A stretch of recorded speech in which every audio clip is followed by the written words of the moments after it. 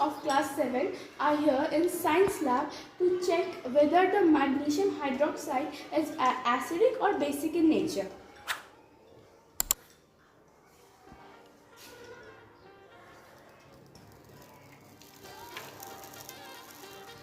When we burn magnesium ribbon in the presence of air, it changes into magnesium oxide. It burns with a brilliant white flame.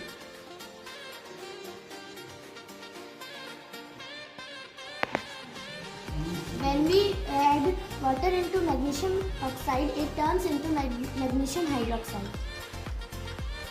This is blue litmus paper and this is red litmus paper.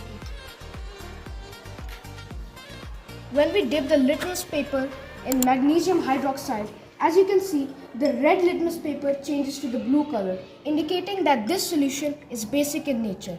It is a chemical change as a new substance is formed, that is magnesium hydroxide. It is also irreversible.